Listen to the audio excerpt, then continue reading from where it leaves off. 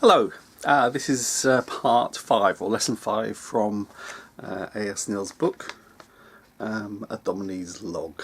Remember, it's his first book and it's published in 1915, and it's about him starting as a head teacher in Gretna Green School just as the war starts.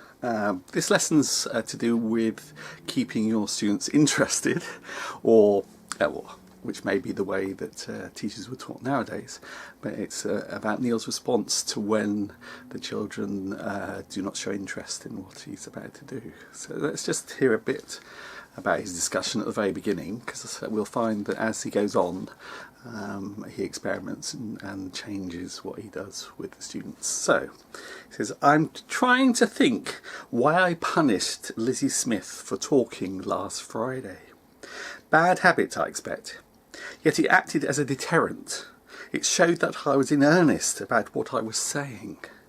I was reading the war news from the Scotsman, the newspaper. I'm sorry that I punished her.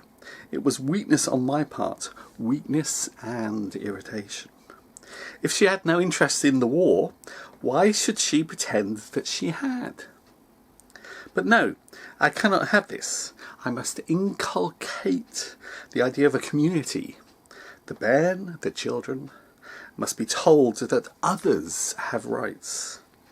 I often want to rise up and contradict the minister in the kirk, but I don't. The people have rights. They do not come out to listen to me. If I offend against the community will punish me with ostracism or bitterness.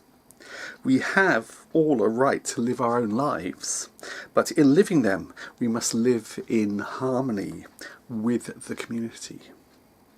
Lizzie must be told that all the others like the war news, and that in talking she is annoying them.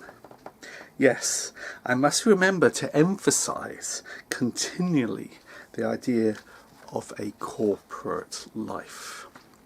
So this is very interesting because it's looking at the tensions between the individual rights of the child to sort of control their own learning and have a say in the activities they do during the day, but also about the community and the fact that the child's not alone but as a member of a community, how their right as an individual is affected by the community and what the community wants to do and what the community chooses to do, which is quite interesting because in terms of Summer Hill meetings, they're not run by consensus. They're not run by, though there is a sort of consensus. People talk about it being a democracy, but I mean one of the consensus is the agreement to agree to the decisions of a democracy, because they could sort of discuss and talk about changing the meetings, and they have in the past ended them. They've got rid of the meetings sometimes, and in the historic past have replaced them with other ideas of decision making in terms of committee or even dictatorship or leadership.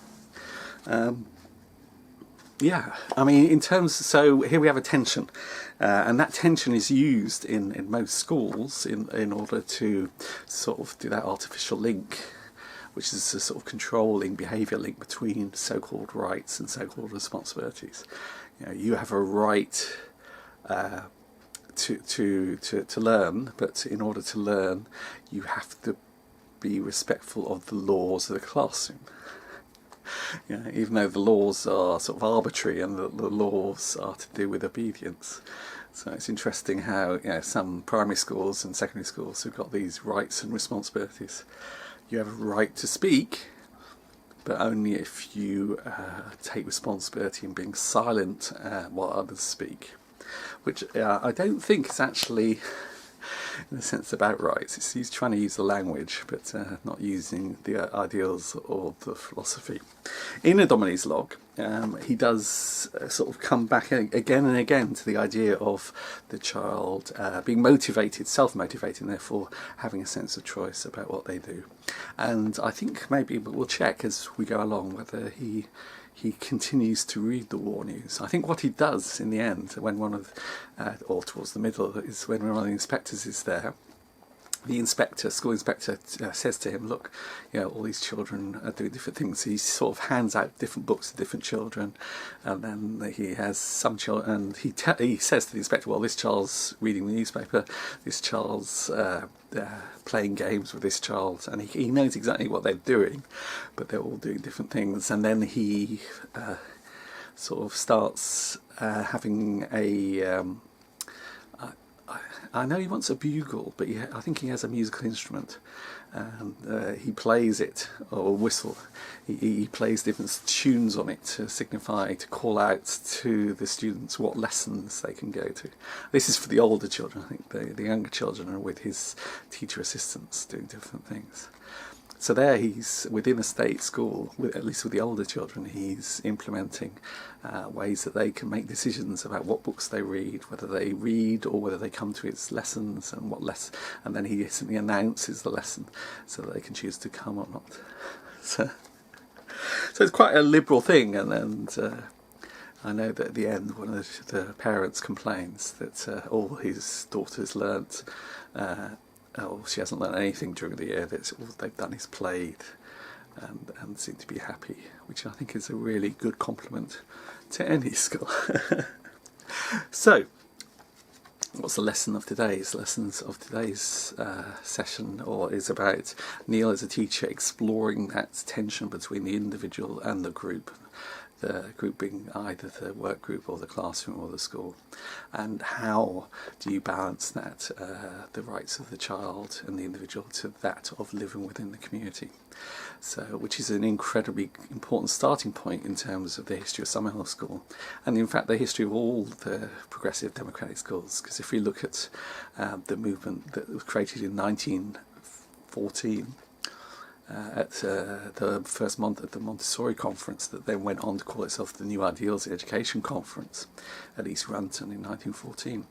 Their starting point was liberating the child within the classroom, and then they went on with that basis to look at what does this mean, what tensions arise, and how does the teacher help or become a part of the liberation rather than a part of the authority and dictatorship found in the typical old-fashioned schools. Thank you very much indeed. Bye bye.